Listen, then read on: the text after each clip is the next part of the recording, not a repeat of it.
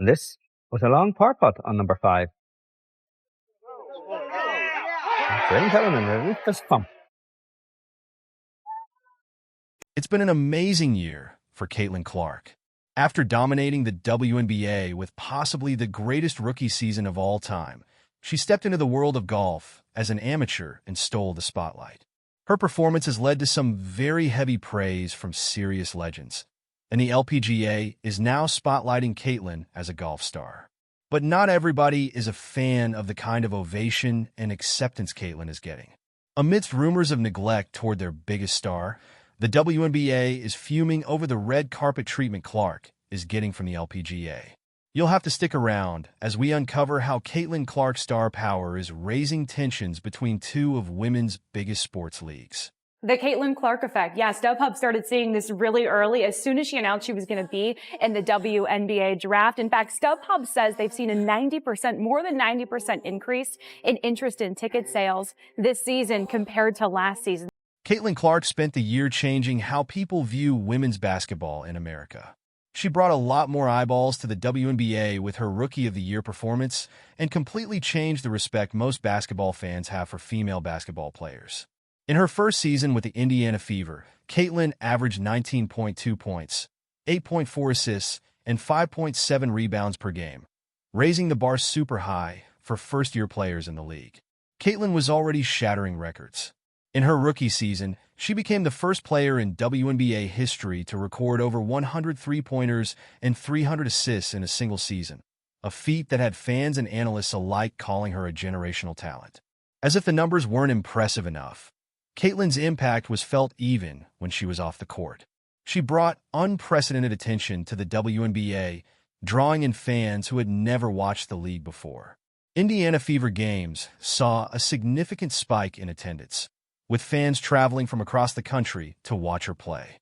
Television ratings for games featuring Caitlin also skyrocketed, with viewership numbers increasing by as much as 30% when she played. Caitlin's rivalry with Angel Reese also added fuel to the growing buzz around women's basketball in the country, creating one of the most talked-about narratives in sports this year. From their NCAA performances, it was clear that these two would bring a lot of action to the league, and boy did they deliver. Their rivalry carried over to the WNBA, where both players entered as rookies in 2024. Fans eagerly anticipated their matchups, which lived up to the hype. In their first meeting, Caitlin dropped 28 points, 9 assists, and 6 rebounds. But Caitlin's influence extended far beyond stats. She brought charisma, swagger, and a fresh wave of excitement to the WNBA. Her rise was a cultural moment, one that only increased the growing appetite for women's basketball in America. The WNBA was handed a golden goose with number 22 on her back, and it was up to them to fully capitalize on her momentum and build a brand with Clark as the face of the league, like the NBA had done with the likes of LeBron James and Steph Curry. To everyone's great surprise, the WNBA let the golden opportunity slip right through their fingers. But Caitlin Clark is taking the world by storm once again, this time not on the basketball court. Caitlin Clark brought her golf game to the LPGA Tour, playing in a pro-am that attracted a bigger crowd than the tour often gets. Clark played at Pelican Golf Club with Nelly Korda, the #1 player in women's golf. Now, as an amateur golfer, she's flipping the script on how people view women in golf. And if you thought her influence stopped at three-pointers, her performance at the LPGA's and Nika Pro-Am will prove you wrong. Her performance at the tournament stirred up so much excitement, admiration, and now a bit of drama. Both the media and top golf players couldn't hold their praises for Caitlin. 8-time LPGA title winner Nelly Korda had this to say about Caitlin after the two were paired together for the Nika Pro-Am. So amazing. She's so sweet, so nice. It was nice to get to spend some time with her. We've messaged a little on Instagram beforehand, but to get to spend time with her and see the influence she has on people, bringing people out here, and to see how amazing an influence she is just for sports was really cool to see firsthand today. PGA Tour Commissioner Jay Monahan told journalists at Golf Week how impressed he was with Clark's performance on the golf course. "It is incredible. It was awesome to watch. What really struck me was her love of the game. Clearly, her competitive spirit and fire come through, and her ability comes through loud and clear on some of those tee shots. Monahan went on to praise Clark's ability on the course despite being an amateur playing against pro golfers. She's been playing seriously for a year and a half. I've never seen someone in a year and a half strike the ball like that. And she's going to be playing this game for a long time. Others on the tour echoed Nelly and Monahan's sentiments, marveling at Caitlin's ability to unite fans across different sports. But now, the drama. Not everyone is thrilled about Caitlin's crossover stardom. The WNBA, where insiders are reportedly fuming over Caitlin's reception in the golf world, is frustrated not just because of the LPGA's success, but because they feel they've fumbled an opportunity to capitalize on Caitlin's star power. There's even talk of tension among WNBA veterans, some of whom reportedly feel overshadowed by the attention Clark is receiving. Despite Clark's record-breaking rookie season in basketball, the buzz around her golf ventures seems to be stealing all the spotlight. While golf fans flock to see Caitlin tee off and rumors of a professional contract from the LPGA are circulating in the media, WNBA fans are wondering why their league isn't getting the same shine. But the real question should be, why didn't the league give Caitlin Clark the same shine? Despite all her accomplishments, the league's recognition of her achievements has been surprisingly underwhelming. Take her Rookie of the Year award, for instance. Instead of a grand celebration, it was handed out in an empty stadium with barely a whisper of fanfare. Is Caitlin Clark in the room? She sure is. It feels like just yesterday when I called your name to the stage as the #1 pick in this year's draft, and I know the best is yet to come. So congratulations, Caitlin. You are the 2024 Kia WNBA Rookie of the Year.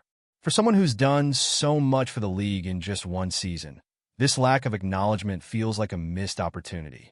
Fans are frustrated and asking the hard question.